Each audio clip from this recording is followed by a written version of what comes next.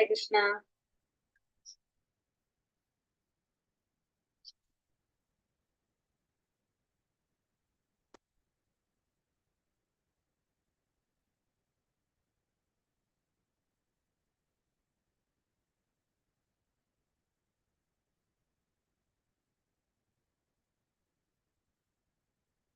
ഹരേ കൃഷ്ണ. ഓം നമോ ഭഗവതേ വാസുദേവായ.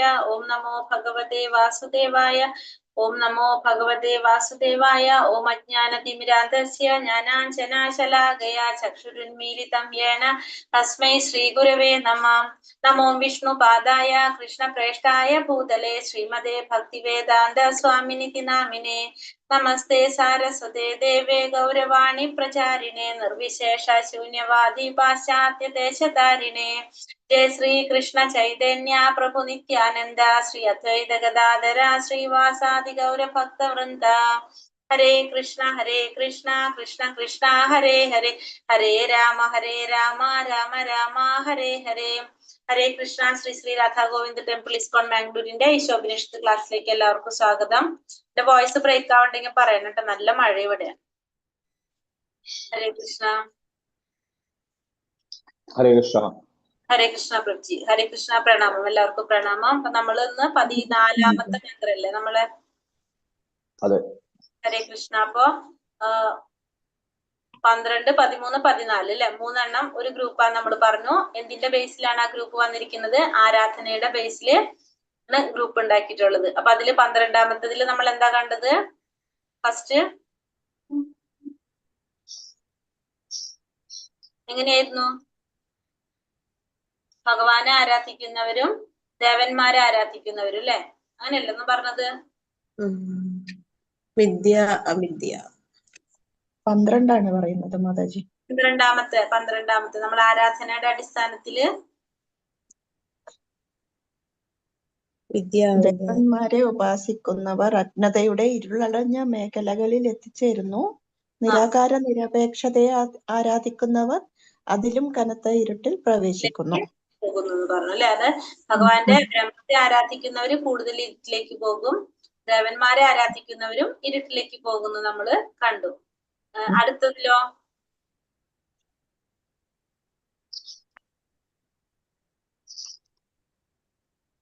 ജ്ഞാനസംസ്കാരത്തിൽ നിന്ന് ഒരു ഫലം ലഭിക്കുന്നു, അജ്ഞതയിൽ നിന്ന് വ്യത്യസ്തമായ ഒരു ഫലമാണ് സിദ്ധിക്കുന്നത് എന്ന് വിവേകികൾ വ്യാഖ്യാനിച്ചിട്ടുണ്ട്. അല്ല, ജ്ഞാനത്തിന്റെ അല്ലല്ലോ, നമ്മൾ ആരാധന അല്ല പറഞ്ഞ. അപ്പൊ രണ്ടാമത്തത് എന്താണ്? ഭഗവാനെ ആരാധിക്കുന്നത് കൊണ്ട് ഒരു ഫലവും, ദേവന്മാരെ ആരാധിക്കുന്നത് മറ്റൊരു ഫലവും, വേറൊരു ഫലവും കിട്ടുന്നു അല്ലെ. രണ്ടും 2 തരത്തിലാണെന്ന് പറഞ്ഞു. ആദ്യം പറഞ്ഞു രണ്ടും അന്ധകാരത്തിലേക്ക് പോകുന്നു. അടുത്തേല് നമ്മൾ പറഞ്ഞു ദേവന്മാരെ ആരാധിക്കുന്നത് കൊണ്ട് ഒരു ഫലം കിട്ടും, പിന്നെ ഭഗവാനെ ആരാധിക്കുന്നത് കൊണ്ട് വേറൊരു ഫലം കിട്ടും എന്ന് പറഞ്ഞു അല്ലെ. അതാണ് പറഞ്ഞത്. ഇനി 14ാമത്തെ മന്ത്രത്തില് നമ്മൾ എന്താ കാണുന്നത്? നമ്മള് വിദ്യയില് നമ്മൾ പറഞ്ഞു 1, 2 അന്ധകാരത്തിലേക്ക് കൊണ്ടുപോകും. വിദ്യ കൊണ്ടൊരു ഫലം, അവിദ്യ കൊണ്ടൊരു ഫലം. 3ാമത്തെ പറഞ്ഞു 2 വേണമെന്ന് പറഞ്ഞു. എന്നാലാണ് നമുക്ക് ഈ ഭൗതിക ജനന മരണ ചക്രത്തിൽ നിന്ന് കടക്കാനായിട്ട് സാധിക്കുള്ളൂ എന്നുള്ളതാണ് 11ാമത്തെ മന്ത്രത്തിൽ കണ്ടത്. 11ാമത്തെ മന്ത്രവും 14ാമത്തെ മന്ത്രവും എങ്ങനെ വരുന്നത്? ഒരേപോലെ വരുന്നത് അല്ലെ. അപ്പൊ 14ാമത്തെ മന്ത്രത്തിൽ എന്തായിരിക്കും ഇപ്പൊ പറയുണ്ടാവുക? ഭഗവാനെ കുറിച്ചും ഭഗവാനെ ആരാധിക്കണം, മറ്റുള്ളവര് എന്താ പറയാ ആരാധിക്കണം അല്ലെ. അങ്ങനെയാണെങ്കിൽ നമുക്ക് രണ്ടും മനസ്സിലാക്കണം. രണ്ടും മനസ്സിലാക്കി കഴിഞ്ഞാലാണ് നമുക്ക് എന്ത് ചെയ്യാൻ സാധിക്കുക? ഈ ചക്രത്തിൽ നിന്ന് മാറാനായിട്ട് സാധിക്കുന്നുണ്ടാവാന്നാണ്. കാരണം 11 നമ്മൾ അങ്ങനെയല്ലേ കണ്ടത്. അപ്പൊ അതിന്റെ പോലെ തന്നെയാണ് 14 വരുന്നത്. നമുക്ക് നോക്കാം. ഹരേ കൃഷ്ണ.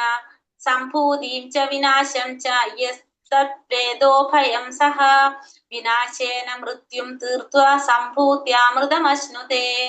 എന്താ പറഞ്ഞ? സംഭൂതിം ച വിനാശം ച യസ്തദ്വേദോ ഭയം സഹ വിനാശേന മൃത്യും തീർത്വാ സംഭൂത്യാമൃതമശ്നുതേ. ഹരേ കൃഷ്ണ. ചൊല്ലാം. ഹരേ കൃഷ്ണ. കൃഷ്ണ പ്രണാമ. സംഭൂതിം ച വിനാശം ച യസ്തദ്വേദോ ഭയം സഹ വിനാശേന മൃത്യും തീർത്വാ സംഭൂത്യാമൃതമശ്നുതേ. ഹരേ കൃഷ്ണ. കൃഷ്ണ മാതാജി. സംഭൂതിം ച വിനാശം ച യസ്തദ്വേദോ ഭയം സഹ വിനാശേന മൃത്യും തീർത്വാ സംഭൂത്യാമൃതമശ്നുതേ. ഹരേ കൃഷ്ണ. ഹരേ കൃഷ്ണ. സംഭൂതിർച്ച വിനാശം ച യസ്തദ്വേദോഭയം സഹ വിനാശേന മൃത്യും തീർത്വാ സംഭൂത്യാമൃതമശ്നുതേ. ഹരേ കൃഷ്ണ. ഹരേ കൃഷ്ണ. സംഭൂതിം ച വിനാശം ച യസ്തദ്വേദോഭയം സഹ വിനാശേന മൃത്യും തീർത്വാ സംഭൂത്യാമൃതമശ്നുതേ. ഹരേ കൃഷ്ണ. ഹരേ കൃഷ്ണ. സംഭൂതിം ച വിനാശം ച യസ്തത് വേദോഭയം സഹ വിനാശേന മൃത്യും തീർത്ഥാ സംഭൂത്യാമൃതമശ്നുതേ. ഹരേ കൃഷ്ണ മാതാജി. ഹരേ കൃഷ്ണ മാതാജി. ഹരേ കൃഷ്ണ. സംഭൂതിം ച വിനാശം ച യസ്തത് വേദോഭയം സഹ വിനാശേന മൃത്യും തീർത്വാ സംഭൂത്യാമൃതമശ്നുതേ. ഹരേ കൃഷ്ണ. ഹരേ കൃഷ്ണ മാതാജി. സംഭൂതിം ച വിനാശം ച യസ്തദ്വേദോഭയം സഹ വിനാശേന മൃത്യും തീർത്വാ സംഭൂത്യാമൃതമശ്നുതേ. ഹരേ കൃഷ്ണ. ഹരേ കൃഷ്ണ. ഇനി വായിക്കാം നമുക്ക്. സംഭൂതിം ച വിനാശം ച യസ്തദ്വേദോഭയം സഹ വിനാശേന മൃത്യും തീർത്ഥാ സംഭൂത്യാമൃതമശ്നുതേ. 14ാമത്തെ മന്ത്രം അല്ലെ. അപ്പൊ അതിനു മുന്നേ മറ്റേ മന്ത്രം 11ാമത്തെ മന്ത്രം.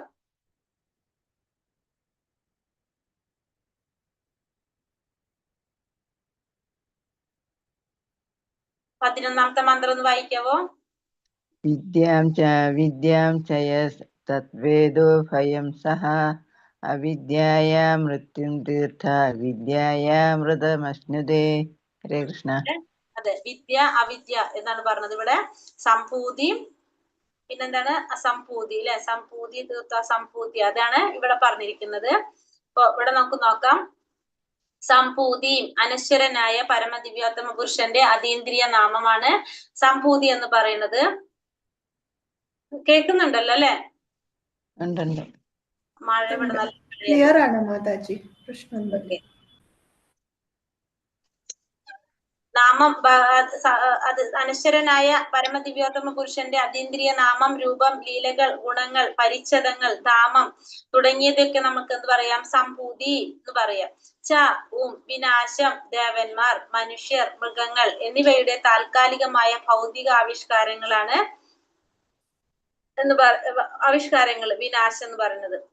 യാതൊരുവൻ, തത് അത്, വേദ അറിയുന്നു, ഉഭയം രണ്ടും, സഹ സഹിതം, വിനാശേന നാശമുള്ളവയെല്ലാം, മൃത്യു മരണത്തെ, തീർത്വ അതിക്രമിച്ച, സംഭൂത്യ ഈശ്വരന്റെ അനശ്വര സാമ്രാജ്യത്തിൽ അമൃതം മരണമില്ലാത്ത അവസ്ഥ, അശ്നുതേ ആസ്വദിക്കുന്നു. ഇവിടെ വിവർത്തനം. പരമദിവ്യോത്തമ പുരുഷനായ ശ്രീകൃഷ്ണൻ അവിടുത്തെ അതീന്ദ്രിയ നാമം, രൂപം, ഗുണങ്ങൾ, ലീലകൾ എന്നിവയെയും നശ്വരമായ ഭൗതിക സൃഷ്ടി, അവയുടെ ദേവന്മാർ, മനുഷ്യർ, മൃഗങ്ങൾ എന്നിവയെയും ഒരുവൻ പൂർണ്ണമായും അറിയണം. ഇത് മനസ്സിലാക്കിയവർ മരണത്തെയും അനിത്യമായ ഭൗതിക ആവിഷ്കാരങ്ങളെയും അതിക്രമിച്ച് നിത്യമായ ഭഗവത് സാമ്രാജ്യത്തിൽ സച്ചിദാനന്ദമയമായ ജീവിതം ആസ്വദിക്കുന്നു. അപ്പൊ ഇവിടെ എന്താ പറഞ്ഞത്? ഭഗവാനെ കുറിച്ചും ഭഗവാന്റെ നാമം, രൂപം, ഗുണം, ലീലകൾ ഇതിനെ കുറിച്ചും പിന്നെ ഭൗതിക സൃഷ്ടി, ദേവന്മാര്, മനുഷ്യര്, മൃഗങ്ങള് എന്നിവയെ കുറിച്ചും രണ്ടും പൂർണ്ണമായിട്ടും മനസ്സിലാക്കണം. അങ്ങനെ മനസ്സിലാക്കിയവർക്ക് മരണത്തെയും പിന്നെന്താണ് അനിത്യമായിട്ടുള്ള ഭൗതിക ആവിഷ്കാരങ്ങളെയൊക്കെ അതിക്രമിച്ചുകൊണ്ട് ഭഗവത് സാമ്രാജ്യത്തില് സച്ചിദാനന്ദമയമായ ജീവിതം ആസ്വദിക്കാനായിട്ട് സാധിക്കും. ഇവിടെ പറഞ്ഞിരിക്കുന്ന എന്താണ്? രണ്ടിനെ കുറിച്ചും അറിയണം എന്നാ പറഞ്ഞത് അല്ലെ. ഭഗവാനെ കുറിച്ചും അറിയണം, മറ്റുള്ള ദേവന്മാരെ കുറിച്ചും മനുഷ്യരെ കുറിച്ചും എല്ലാം, അതായത് ജീവാത്മാക്കളെ കുറിച്ചും എല്ലാം അറിയേണ്ടതാണ്. ഭൗതിക സൃഷ്ടിയെ കുറിച്ചെല്ലാം അറിഞ്ഞിരിക്കണം. അങ്ങനെയാണെങ്കിൽ നമുക്ക് എന്ത് ചെയ്യാൻ സാധിക്കും?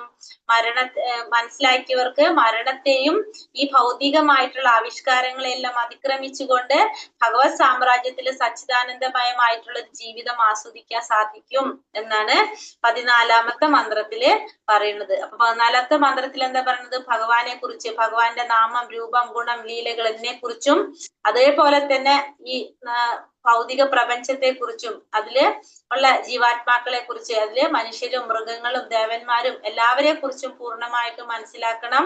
അത് മനസ്സിലാക്കി കഴിഞ്ഞ മരണത്തെയും പിന്നെ ഈ ഭൗതികമായിട്ടുള്ള ആവിഷ്കാരങ്ങളെല്ലാം അതിക്രമിച്ച് ഭഗവാന്റെ സച്ചിദാനന്ദമയമായിട്ടുള്ള ഭഗവാന്റെ സാമ്രാജ്യത്തില് സച്ചിദാനന്ദമയമായിട്ടുള്ള ഒരു ജീവിതം ആസ്വദിക്കാനായിട്ട് സാധിക്കും എന്നാണ് 14ാമത്തെ മന്ത്രത്തില് പറയുന്നത്. മനസ്സിലായോ? ഹരേ കൃഷ്ണ. ഹരേ കൃഷ്ണ മാതാജി, മനസ്സിലായി. ഒന്നും കൂടി പറയണം മാതാജി. ഹരേ കൃഷ്ണ. നമുക്ക് എന്താ മനസ്സിലായതില്? 14ാമത്തെ മന്ത്രത്തില് ഭഗവാനെ കുറിച്ചും അറിയണം, പിന്നെ ഈ ഭൗതിക പ്രപഞ്ചത്തെ കുറിച്ചും അറിയണം. ഭഗവാനെ കുറിച്ചെന്ന് പറയുമ്പോ ഭഗവാന്റെ നാമം, രൂപം, ഗുണം, ലീലകൾ ഇതിനെ കുറിച്ചും, പിന്നെ അതുപോലെ തന്നെ ഈ ഭൗതിക പ്രപഞ്ചം എന്ന് പറയുമ്പോൾ ഭൗതിക പ്രപഞ്ചത്തിന്റെ സൃഷ്ടികള്, അതായത് എല്ലാ ജീവാത്മാക്കളെ കുറിച്ച്, അതായത് മനുഷ്യരും ദേവന്മാരും മൃഗങ്ങളും എല്ലാം അടങ്ങുന്ന എല്ലാ ജീവാത്മാക്കളെ കുറിച്ചും അറിയേണ്ടത് അത്യാവശ്യമാണ് പൂർണ്ണമായിട്ടും. അത് മനസ്സിലാക്കി കഴിഞ്ഞാൽ, അതായത് രണ്ടും മനസ്സിലാക്കണം. ഭഗവാനെ കുറിച്ചും അറിയണം, അതായത് അതീന്ദ്രിയമായ കാര്യങ്ങളും അറിയണം, ഭൗതികമായിട്ടുള്ള കാര്യങ്ങളും അറിയണം. അത് രണ്ടും മനസ്സിലാക്കി കഴിഞ്ഞാല് നമുക്ക് എന്ത് ചെയ്യാൻ സാധിക്കും? മരണത്തെ പിന്നെ അതുപോലെ തന്നെ ഭൗതിക ആവിഷ്കാരങ്ങളെല്ലാം അതിക്രമിച്ചുകൊണ്ട് ഭഗവാന്റെ സാമ്രാജ്യത്തില് സച്ചിദാനന്ദമയമായിട്ടുള്ള ഒരു ജീവിതം ആസ്വദിക്കാൻ സാധിക്കും. അപ്പൊ ആത്മീയമായ കാര്യങ്ങളും ഭൗതികമായ കാര്യങ്ങളും രണ്ടും നമുക്ക് മനസ്സിലാക്കണം. എങ്കിൽ മാത്രമേ നമുക്ക് എന്ത് ചെയ്യാൻ സാധിക്കുള്ളൂ? ഈ ഭൗതിക ആത്മീയ ലോകത്തിലേക്ക് പോയിട്ട് സച്ചിദാനന്ദമയമായിട്ടുള്ള ഒരു ജീവിതം ആസ്വദിക്കാനായിട്ട് സാധിക്കുള്ളൂ എന്നാണ് ഈ മന്ത്രത്തില് പറയുന്നത്. ക്ലിയർ ആയോ? അപ്പൊ ഇനി അതിന്റെ ഭാവാർത്ഥം പറയുന്നത്, ഭൗതികതയിൽ മുന്നേറിയിട്ടുണ്ടെങ്കിലും ജന്മമൃത്യു ജരാവ്യാധികളല്ലാത്ത ഒരവസ്ഥ സംജാതമാക്കാൻ അവർക്ക് കഴിയുന്നില്ല. അപ്പൊ ഭൗതികതയില് ജ്ഞാനത്തിന്റെ മുന്നേറ്റം എന്ന് വിളിക്കപ്പെടുന്ന പ്രതിഭാസത്തില് മനുഷ്യ സംസ്കാരം, ശൂന്യാകാശ പേടകം, ആണവോർജം എന്നിവയിൽ ഉൾപ്പെട്ട നിരവധി പദാർത്ഥങ്ങൾ കണ്ടെത്തിയിട്ടുണ്ട്. അപ്പൊ ഭൗതികമായിട്ട് നമ്മൾ മുന്നേറി എന്ന് പറയുന്ന കാര്യങ്ങളാണ് ഈ പറഞ്ഞിരിക്കുന്നതൊക്കെ. ശൂന്യാകാശ പേടകം, ആണവോർജം എന്ന നിരവധി പദാർത്ഥങ്ങൾ കണ്ടെത്തിയിട്ടുണ്ട്. പക്ഷെ എങ്കിലും എന്താണ്, ജന്മമൃത്യു ജരാവ്യാധികളിൽ നിന്നൊന്നും നമുക്ക് മറികടക്കാനായിട്ട് നമുക്ക് ഇതുവരെ കഴിഞ്ഞിട്ടില്ല. ഭൗതിക പ്രകൃതിയിൽ സകല വസ്തുക്കളും കർശന പ്രകൃതി നിയമങ്ങൾക്ക് അതീതമാണ്. അപ്പൊ ഭൗതിക പ്രകൃതിയിൽ എല്ലാതും എങ്ങനെയാണ്? പ്രകൃതി നിയമങ്ങൾക്ക് അധീനമായിട്ടുള്ളതാണ് എല്ലാതും. ഈ ഭൗതിക പ്രകൃതിയിൽ എല്ലാ വസ്തുക്കളും എന്തിന് ബാധകമാണ്? ഈ പ്രകൃതി നിയമങ്ങൾക്ക് അധീനമായിട്ടുള്ളതാണ്. ജനനം, വളർച്ച, നിലനിൽപ്പ്, ഉൽപാദനം, ക്ഷയം, ഒടുവിൽ മരണം എന്നീ ഘട്ടങ്ങളിലൂടെ എല്ലാ വസ്തുക്കളും കടന്നു പോകുന്നു. എല്ലാതും എന്നിലൂടെ കടന്നു പോവുകയാണ്. ജനനം, വളർച്ച, നിലനിൽപ്പ്, ഉൽപാദനം, ക്ഷയം, ഒടുവില് മരണം. ഈ 6 പരിവർത്തനങ്ങളിലൂടെ ഏതൊരു വസ്തുവും കടന്നു പോകുന്നതാണ്. ബ്രഹ്മദേവൻ ദശലക്ഷക്കണക്കിന് വർഷങ്ങൾ ജീവിച്ചിരിക്കുന്നു. അപ്പൊ ബ്രഹ്മദേവന്റെ ആയുസ് നമ്മൾ കണ്ടിട്ടുണ്ട് അല്ലെ? വർഷക്കണക്കിന് ജീവിച്ചിരിക്കുകയാണ്. എന്നാൽ ഒരു സൂക്ഷ്മ പ്രാണി ഏതാനും മണിക്കൂറുകൾ മാത്രം. അപ്പൊ നമ്മള് ആയുസ് എടുക്കുക, ഇപ്പൊ ബ്രഹ്മദേവൻ എത്രയോ ദശലക്ഷക്കണക്കിന് വർഷമാണ് ജീവിക്കുന്നത്. പക്ഷെ ഒരു സൂക്ഷ്മ പ്രാണിയാണെങ്കിലോ ഏതാനും മണിക്കൂർ മാത്രം. അതായത് പ്രകൃതി നിയമമാണത്. അതനുസരിച്ചാണ് ഓരോ കാര്യങ്ങളും ഭാവന ചെയ്തിരിക്കുന്നത്. അപ്പൊ അതുകൊണ്ട് നമുക്കത് മാറ്റാനായിട്ട് സാധിക്കില്ല. അതിപ്പോ മനുഷ്യനായാലും ദേവനായാലും മൃഗമായാലും എന്താണ്, ഓരോരുത്തർക്കും പറഞ്ഞിരിക്കുന്ന ഒരു കാലയളവുണ്ട്. അതനുസരിച്ചാണ് എല്ലാവരും ജീവിതം ചിട്ടപ്പെടുത്തിയിട്ടുണ്ടാകുന്നത്. ദശലക്ഷക്കണക്കിനുള്ള ബ്രഹ്മാവുകൾക്ക് പോലും ഇന്നോ നാളെയോ മരണം ബാധകമാണ്. അപ്പൊ ബ്രഹ്മാവിനും എന്തുണ്ട്? മരണമുണ്ട്. അതുകൊണ്ട് ഭൗതിക പ്രപഞ്ചത്തെ മർത്യലോകം അഥവാ മരണലോകം എന്ന് വിളിക്കുന്നു. അപ്പൊ അതുകൊണ്ട് തന്നെ നമുക്ക് ഭൗതിക പ്രപഞ്ചത്തെ നമുക്ക് എന്ത് പറയാം? മർത്യലോകം അല്ലെങ്കിൽ മരണലോകം എന്ന് വിളിക്കാം. കാരണം ഈ ഭൗതിക ലോകത്ത് അല്ലെങ്കിൽ ഭൗതിക പ്രപഞ്ചത്തിൽ എല്ലാവർക്കും ജനന മരണങ്ങളുണ്ട്. അപ്പൊ പറഞ്ഞെന്താണ്, ബ്രഹ്മാവിന് പോലും എന്തുണ്ട്, മരണമുണ്ട്. അപ്പൊ അതുകൊണ്ട് ഈ ഭൗതിക പ്രപഞ്ചത്തിൽ എല്ലാവർക്കും എന്താണ്, ജനന മരണങ്ങൾ ഉള്ളത് കൊണ്ട് തന്നെ ഈ ഭൗതിക പ്രപഞ്ചത്തെ മർത്യലോകം അല്ലെങ്കിൽ മരണലോകം എന്ന് വിളിക്കാം നമുക്ക്. ദശലക്ഷക്കണക്കിന് ബ്രഹ്മാക്കൾക്ക് പോലും ഇന്നോ നാളെ അതുകൊണ്ട് മരണലോകം അല്ലെങ്കിൽ മർത്യലോകം എന്ന് വിളിക്കാം. ശാസ്ത്രജ്ഞന്മാരും രാഷ്ട്രീയക്കാരും ഈ സ്ഥലം മരണമുക്തമാക്കാൻ ശ്രമിക്കുന്നു. കാരണം മരണരഹിതമായ ആത്മീയ പ്രകൃതിയെ പറ്റി അവർക്ക് വിവരമില്ല. ഈ ശാസ്ത്രജ്ഞന്മാരൊക്കെ എന്താ ചെയ്യുന്നത്, രാഷ്ട്രീയക്കാരൊക്കെ ഈ സ്ഥലവും മരണമുക്തമാക്കാൻ ശ്രമിച്ചുകൊണ്ടിരിക്കുകയാണ്. കാരണം അവർക്ക് എന്തിനെ കുറിച്ച് അറിവില്ല, ഈ മരണമുക്തമായിട്ടുള്ള ഒരു ലോകം, അതായത് മരണരഹിതമായിട്ടുള്ള ആത്മീയ പ്രകൃതിയെ കുറിച്ച് അവർക്ക് വിവരമില്ലാത്തത് കൊണ്ട് അവരെന്താ ചിന്തിക്കുന്നത്, ഈ ഭൗതിക പ്രകൃതി മരണരഹിതമാക്കാൻ അവർ ശ്രമിക്കുകയാണ് ചെയ്യുന്നത്. ആധുനിക മനുഷ്യൻ വേദങ്ങളിൽ നിന്നും ഇതിഹാസങ്ങളിൽ നിന്നും ശാസ്ത്രങ്ങളിൽ നിന്നും ജ്ഞാനം കൈവരിക്കുന്നതിൽ വിമുഖനാണ്. അതിന്റെ കാരണം എന്താണ്, നമ്മൾ വേദങ്ങളിൽ നിന്നും ശാസ്ത്രങ്ങളിൽ നിന്നും ഇതിഹാസങ്ങളിൽ നിന്നുള്ള ജ്ഞാനം കൈവരിക്കുന്നതിൽ വിമുഖത കാണിക്കുന്നവരാണ് ആര്, ആധുനിക മനുഷ്യർ. അവർക്ക് ആ ഒരു ജ്ഞാനം കിട്ടുന്നില്ല, ജ്ഞാനം അവർക്ക് ഇല്ല. വിഷ്ണു പുരാണം 6:7-61 ഇപ്രകാരം പ്രസ്താവിക്കുന്നു. അപ്പൊ വിഷ്ണു പുരാണത്തിൽ പറയുന്നത് എന്താണ്, വിഷ്ണു ശക്തി പരാ പ്രോക്ത ക്ഷേത്രജ്ഞാഖ്യാ തഥാ പരാ അവിദ്യ കർമ്മ സംജ്ഞാന്യ തൃതീയ ശക്തി ഋഷ്യത്തെ. അപ്പൊ വിഷ്ണു പുരാണത്തില് എന്താ പറയുന്നത്, വിഷ്ണു പുരാണത്തിൽ ഭഗവാന് ഉത്കൃഷ്ട ശക്തി, അധമ ശക്തി, ഭിന്നമായ ശക്തികൾ ഉണ്ടെന്ന് പറയുന്നു. അപ്പൊ വിഷ്ണു പുരാണത്തിൽ പറയുന്നത് ഭഗവാന്റെ ഉത്കൃഷ്ട ശക്തി, അതായത് പരാശക്തി അപരാശക്തി അല്ലെ. പരാന്ന് വെച്ചിട്ടുണ്ടെങ്കിൽ ഉത്കൃഷ്ട ശക്തി അല്ലെങ്കിൽ ഉത്കൃഷ്ട പ്രകൃതി, അതാണ് ജീവാത്മാക്കള്. അപര എന്ന് പറഞ്ഞാല് അധമ ശക്തി, അതായത് ഭൗതിക പ്രകൃതി, അല്ലെങ്കിൽ അവിദ്യ എന്നും അറിയപ്പെടുന്ന ഭിന്നമായ ശക്തികൾ ഭഗവാൻ ഉണ്ടെന്ന് നമുക്കറിയാൻ കഴിയുന്നു. ജീവസത്തകൾ ഉത്കൃഷ്ട ശക്തിയാണ്, ഭൗതിക പ്രകൃതി അധമ ശക്തിയാണ്. ഈ ജീവസത്തയെ അജ്ഞതയാൽ ആവരണം ചെയ്ത് കാമ്യകർമ്മങ്ങൾ ചെയ്യാൻ പ്രേരിപ്പിക്കുന്നു. അങ്ങനെ പരാപ്രകൃതി എന്നറിയപ്പെടുന്ന മറ്റൊരു വൈഭവമുണ്ട്. അതാണ് താണതരം, വീര്യത്തിൽ നിന്നും ജീവസത്തകളിൽ നിന്നും വ്യത്യസ്തമാണ്. ഉയർന്ന ശക്തിയാണ് ശാശ്വതവും മരണരഹിതവുമായിട്ടുള്ള ഭഗവത്ധാമം എന്ന് ഭഗവത്ഗീതയിൽ സ്ഥിരീകരിച്ചിരിക്കുന്നു. അപ്പൊ ഭൗതിക പ്രകൃതി അധമശക്തി ജീവസത്തയെ അജ്ഞതയാൽ ആവരണം ചെയ്ത കാമ്യകർമ്മം ചെയ്യാൻ പ്രേരിപ്പിച്ചുകൊണ്ടിരിക്കുകയാണ്.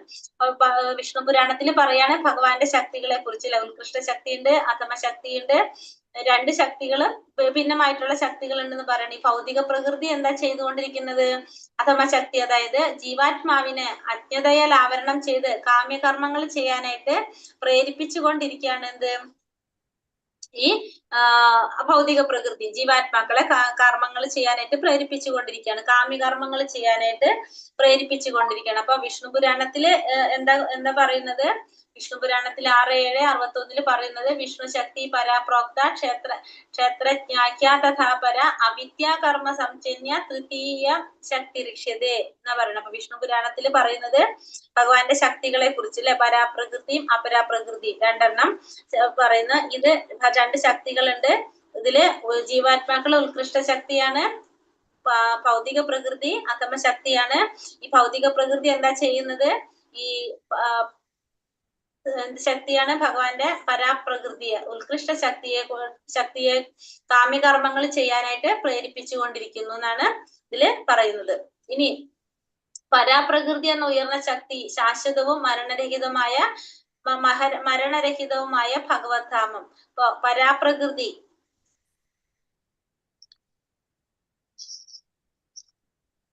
എന്നാൽ പരാപ്രകൃതി എന്നറിയപ്പെടുന്ന മറ്റൊരു വൈഭവമുണ്ട്. അപ്പൊ പരാപ്രകൃതി എന്ന് പറഞ്ഞ മറ്റൊരു വൈഭവമുണ്ട്. ഇത് ഭൗതികമായ താണതരം വീര്യത്തിൽ നിന്നും ജീവസത്തകളിൽ നിന്നും വ്യത്യസ്തമാണ്. അത് ഭൗതികമായിട്ടുള്ള ഈ താണതരം വീര്യത്തിൽ നിന്ന് അല്ലെങ്കിൽ ജീവാത്മാക്കളിൽ നിന്നും വ്യത്യസ്തമാണ് ഇത് ഈ പറഞ്ഞ വൈഭവം. ആ ഉയർന്ന ശക്തിയാണ് ശാശ്വതവും മരണരഹിതവുമായിട്ടുള്ള ഭഗവാന്റെ ധാമം എന്ന്, അതായത് ചിന്താമണി ധാമം എന്ന് പറയുന്നത്, അല്ലെങ്കിൽ ഭഗവാന്റെ ഗോലോക വൃന്ദാവനം എന്ന് പറയുന്നത്. ഭഗവത്ഗീത 8:20 പറയുന്നു. എന്താണ് പറയുന്നത്, പരസ്തസ്മത്തു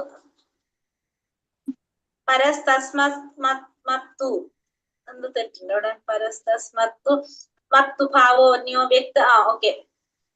പരതസ്മത്തു ഭാവോന്യോ വ്യക്തോ വ്യക്ത സനാതനഃ യസ സർവേഷു ഭൂതേഷു നശ്യസ്തു ന വിനശ്യതി.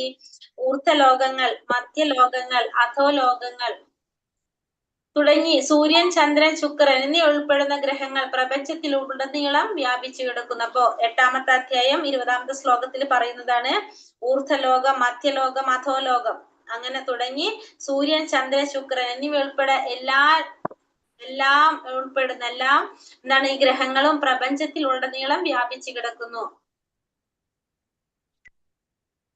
ഇത് ഭഗവത്ഗീതയിൽ പറയുന്ന ശ്ലോകാണ്. ചില താണതരം ഗ്രഹങ്ങൾ ബ്രഹ്മാവിന്റെ അടുത്ത ദിനത്തിന്റെ അന്ത്യത്തിൽ വിനാശമടയുകയും ബ്രഹ്മാവിന്റെ അടുത്ത ദിനത്തിൽ വീണ്ടും സൃഷ്ടിക്കപ്പെടുകയും ചെയ്യും. നമുക്കറിയാം ബ്രഹ്മാവിന്റെ ഒരു കാലയളവിൽ നടക്കുന്നതാണ് അല്ലെ. ഗ്രഹങ്ങൾ അത് എല്ലാം ഇല്ലാതാകുന്നു, അടുത്ത ദിവസത്തിൽ വീണ്ടും അത് സൃഷ്ടിക്കപ്പെടാണ് ചെയ്യുന്നത്.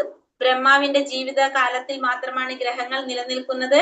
അത് ഒരു ദിനത്തില് അന്ത്യത്തില് വിനാശമടയുകയും അടുത്ത ദിനത്തിൽ അത് വീണ്ടും സൃഷ്ടിക്കപ്പെടുകയും ചെയ്യാണ് ചെയ്യുന്നത്.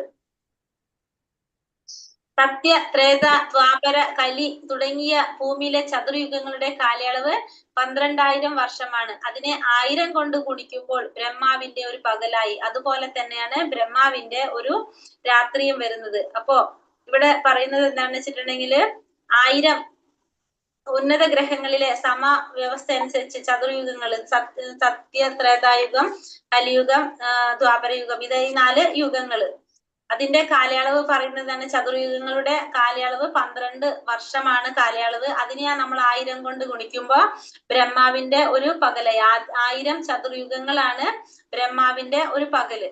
അതുപോലെ തന്നെ എന്ത് വരുന്നുണ്ട്, രാത്രിയും വരുന്നുണ്ട്.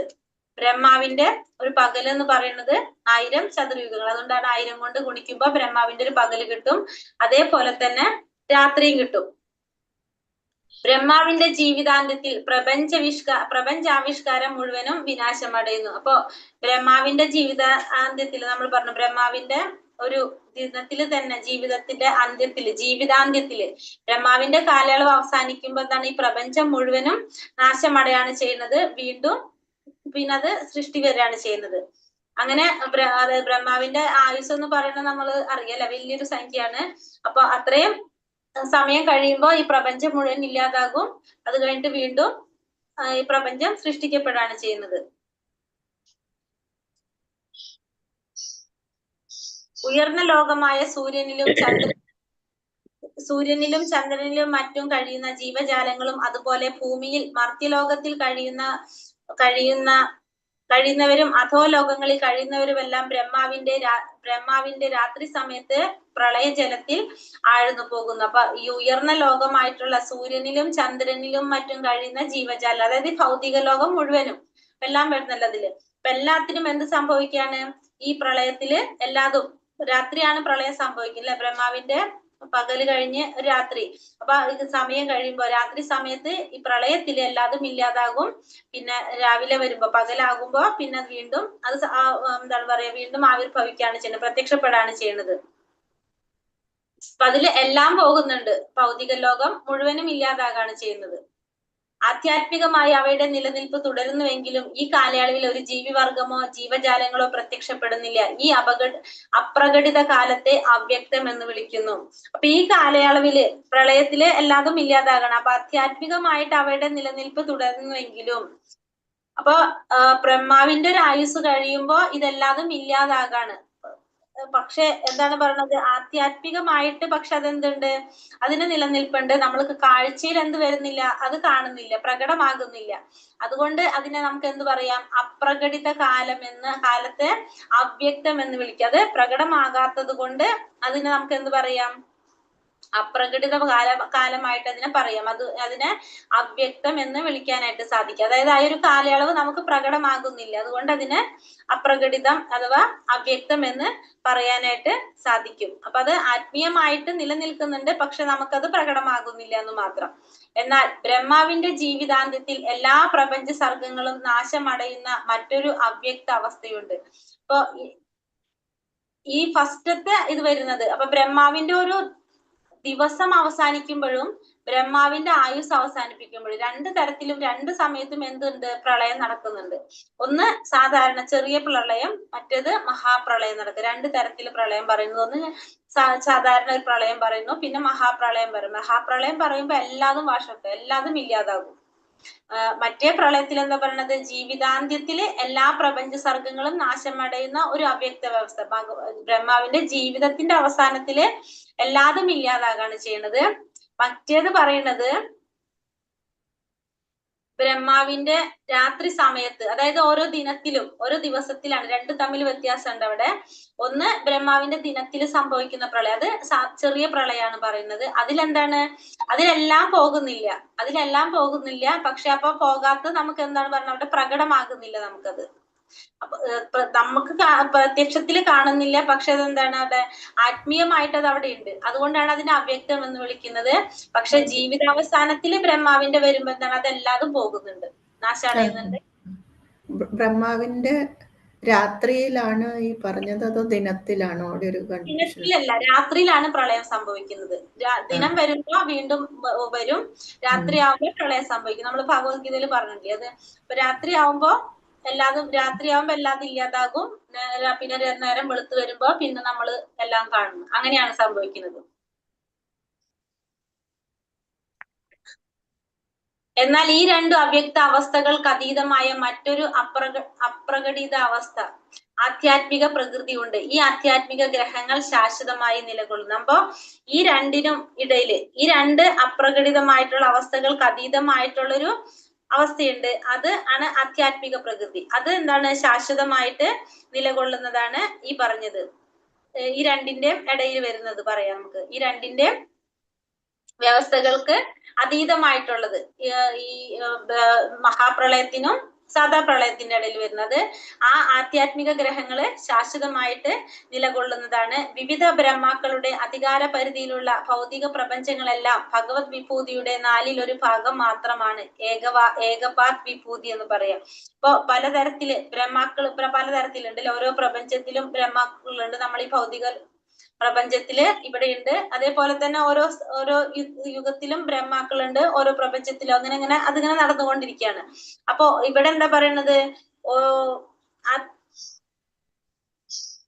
ബ്രഹ്മാവിന്റെ ജീവിതാന്തത്തിൽ ഭൗതിക പ്രപഞ്ചത്തിലുള്ള ഗ്രഹങ്ങളെ വിലയം പ്രാപിച്ച് കഴിയുന്ന സ്ഥിതിയിലും ഗ്രഹങ്ങൾ ശാശ്വതമായിട്ടുള്ളത്. ഓരോ വിവിധ ബ്രഹ്മാക്കളുടെ അധികാര പരിധിയിലുള്ള ഭൗതിക പ്രപഞ്ചങ്ങളെല്ലാം ഭഗവത് വിഭൂതിയുടെ 1/4 ഭാഗം, ഏകപാത് വിഭൂതി എന്ന് പറയുന്നത് 1/4 ഭാഗം മാത്രമാണ് ഇത് ഉള്ളത്. ഇത് അധമ ശക്തിയാണ്. ഭഗവത് വിഭൂതിയുടെ 3/4 ഭാഗം അടങ്ങുന്ന ആത്മീയ പ്രകൃതി അഥവാ ത്രിപാത് വിഭൂതി ബ്രഹ്മാവിന്റെ അധികാര പരിധിക്ക് അപ്പുറമാണ്. ഇതാണ് ഉത്കൃഷ്ട ശക്തി അഥവാ പരാപ്രകൃതി.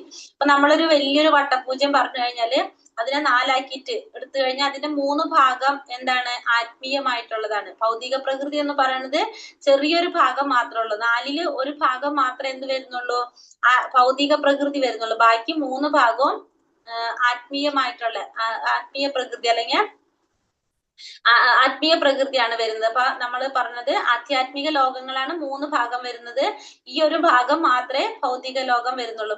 4/1 ഭാഗം മാത്രമാണ് ഭൗതിക ലോകം വരുന്നത്. ബാക്കി 3ഉം ആധ്യാത്മിക ലോകങ്ങളാണ് വരുന്നത്. അതുകൊണ്ടാണ് ഏകപാത് വിഭൂതിയും ത്രിപാത് വിഭൂതി എന്ന് പറയുന്നത്. അത് ഏകപാത് വിഭൂതി എന്ന് പറയുമ്പോ ബ്രഹ്മദേവന്റെ അധികാര പരിധിക്കുള്ളിലെ ഭാഗമായിരിക്കും, കാരണം ഭൗതിക പ്രപഞ്ചാണ്. ത്രിപാത് വിഭൂതി എന്ന് പറയുമ്പോൾ അത് ബ്രഹ്മദേവന്റെ അധികാര പരിധിക്ക് അപ്പുറത്തുള്ളത്, കാരണം ആധ്യാത്മിക ലോകങ്ങളാണത്. അപ്പൊ അതിനെ ത്രിപാത് വിഭൂതി എന്ന് പറയുന്നു. അപ്പൊ അത് ഭഗവാന്റെ ഉത്കൃഷ്ട ശക്തി അല്ലെങ്കിൽ എന്താണ് പറയാ, അഥവാ പരാപ്രകൃതി എന്ന് പറയുന്നു. അധികാര പരിധിക്ക് അപ്പുറത്താണ്. ഇതാണ് ഉത്കൃഷ്ട ശക്തി അഥവാ പരാപ്രകൃതി എന്ന് പറയുന്നത്. 4/3 ഭാഗം ആധ്യാത്മിക ഭാഗവും 1 ഭാഗം എന്താണ്? ഭൗതികമായിട്ടുള്ള ഭൗതിക ലോകം. വിവിധ ബ്രഹ്മാക്കളുടെ അധികാര പരിധിയിലുള്ള വായിച്ചത് ഭൗതിക പ്രപഞ്ചങ്ങളെല്ലാം ഭഗവത് വിഭൂതിയുടെ 4/1 ഭാഗം മാത്രമാണ്. അത് ഏകപാത് വിഭൂതി. ഭഗവത് വിഭൂതിയുടെ 4/3 ഭാഗം അടങ്ങുന്നത് ആത്മീയ പ്രകൃതി അഥവാ ത്രിപാത് വിഭൂതി. ബ്രഹ്മാവിന്റെ അധികാര പരിധിക്ക് അപ്പുറത്തുള്ളതാണത്.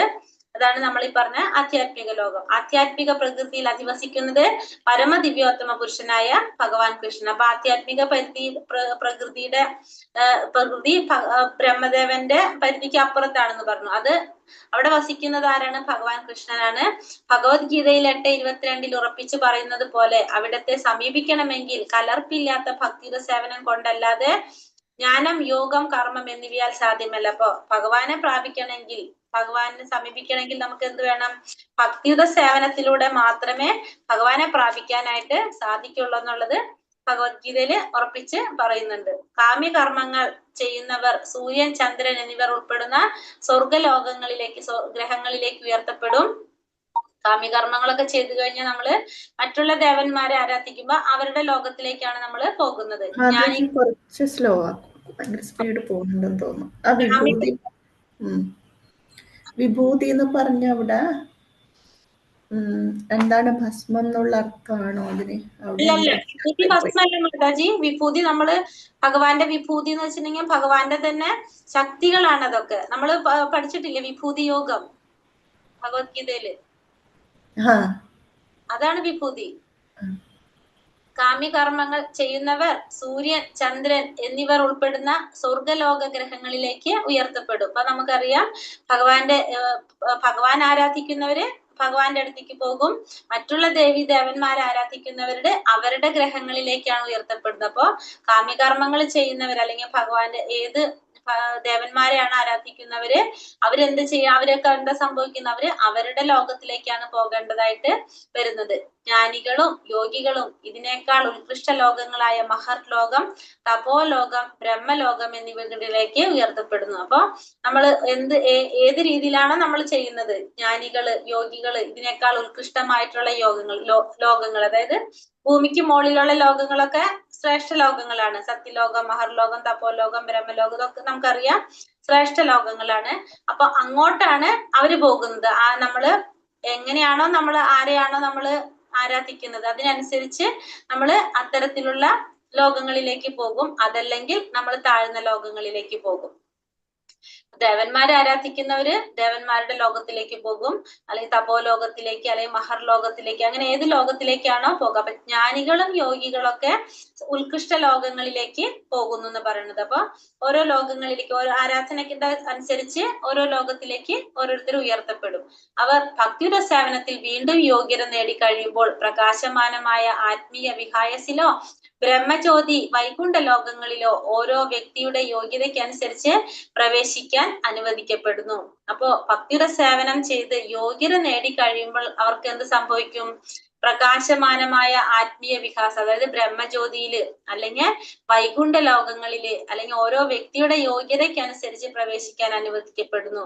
അപ്പോ പിന്നെ ഭക്തിയുടെ സേവനം ചെയ്ത് ചെയ്ത് നമ്മുടെ യോഗ്യതയ്ക്കനുസരിച്ച് ചിലപ്പോ നമ്മൾ ഭഗവാന്റെ ബ്രഹ്മത്തിലായിരിക്കും ലയിക്കുന്നത്, ചിലപ്പോ നമുക്ക് വൈകുണ്ഠ ലോകങ്ങളിലേക്ക് പോകാനായിട്ട് സാധിക്കും. അതായത് പരമാത്മാവിനെ ധ്യാനിച്ച് വൈകുണ്ഠ ലോകങ്ങളിലേക്ക് പോകാൻ സാധിക്കും, അല്ലെങ്കിൽ ഭഗവത് പ്രാപ്തി നേടും. അപ്പൊ ഏതാണെന്നുള്ളത് യോഗ്യതയ്ക്കനുസരിച്ചാണ് നമുക്ക് അനുവദിക്കുന്നത്. ഭൗതിക ഗ്രഹങ്ങളിൽ ബ്രഹ്മാവ് മുതൽ ഉറുമ്പ് വരെയുള്ള ജീവസത്തകൾ പ്രവൃത്തിക്കുമേൽ ആധിപത്യം സ്ഥാപിക്കാൻ ശ്രമിച്ചുകൊണ്ടിരിക്കുന്നു. അപ്പോ എന്താണ് പറയുന്നത്? ഈ ഭൗതിക ലോകത്ത് എല്ലാ ജീവാത്മാക്കളും എന്താ ചെയ്യുന്നത്? ഈ ഭൗതിക പ്രകൃതിക്ക് മേലെ ആധിപത്യം സ്ഥാപിക്കാനായിട്ട് ശ്രമിച്ചു കൊണ്ടിരിക്കുകയാണ് ചെയ്യുന്നത്. അപ്പൊ എല്ലാ ജീവാത്മാക്കളും ഭൗതിക ലോകത്തില് എല്ലാത്തിനും എന്തുണ്ട്? ജനന മരണങ്ങള് നടന്നുകൊണ്ടിരിക്കുകയാണ്. എല്ലാതും ആ ഭൗതിക പ്രകൃതിക്ക് മേലെ ആധിപത്യം സ്ഥാപിക്കാനുള്ള ശ്രമം നടന്നുകൊണ്ടിരിക്കുകയാണ് ചെയ്യുന്നത്. ഭൗതിക ഗ്രഹങ്ങളില് ഇപ്പൊ നമ്മ പറഞ്ഞത് ഉറുമ്പ് വരെയുള്ള ജീവസത്തകൾ പ്രകൃതിക്ക് മേൽ ആധിപത്യം സ്ഥാപിക്കാൻ ശ്രമിക്കുന്നു. ഇത് തന്നെയാണ് ഭവരോഗം. എന്താ പറയുന്നത് ഇവിടെ? ഭവരോഗം എന്ന് പറയാണ് അതിന്. ഒരു മിനിറ്റ്.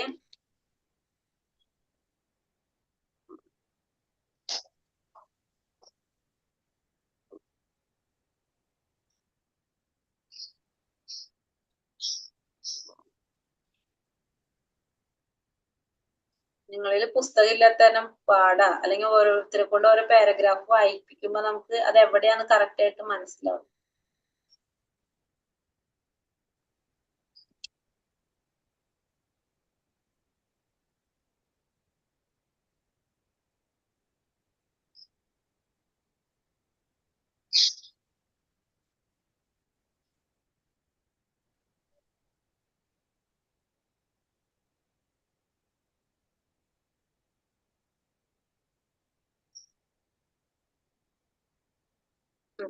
ഭൗതിക ഗ്രഹങ്ങളിൽ ബ്രഹ്മാവ് മുതൽ ഉറുമ്പ് വരെയുള്ള ജീവസത്തകൾ ഭൗതിക പ്രകൃതിക്കുമേൽ ആധിപത്യം സ്ഥാപിക്കാൻ ശ്രമിക്കുന്നു. ഇത് തന്നെയാണ് ഭവരോഗം. ഈ ഭവരോഗം നിലനിൽക്കുന്ന കാലത്തോളം ജീവജാലങ്ങൾക്ക് ദേഹാന്തര പ്രാപ്തി അനുവദിക്കേണ്ടി വരുന്നു. അപ്പോ ഭവരോഗം എന്ന് പറയുന്നത് എന്താണ്? അപ്പോ നമ്മൾ ഈ പറഞ്ഞല്ലേ, ഭൗതിക പ്രകൃതിക്ക് മേല് ആധിപത്യം സ്ഥാപിക്കാൻ ശ്രമിക്കുമ്പോൾ നമ്മൾ എന്തിലൂടെ കടന്നു പോകാണ്? ആ ദേഹാന്തര പ്രാപ്തി നമുക്ക് അനുവദിക്കേണ്ടതായിട്ട് വരണം. അതായത് ജന്മ മൃത്യു ജരാവ്യാധികൾ, ജന്മം എടുക്കേണ്ടതായിട്ട് വരാണ്, മൃത്യു സംഭവിക്കാണ്.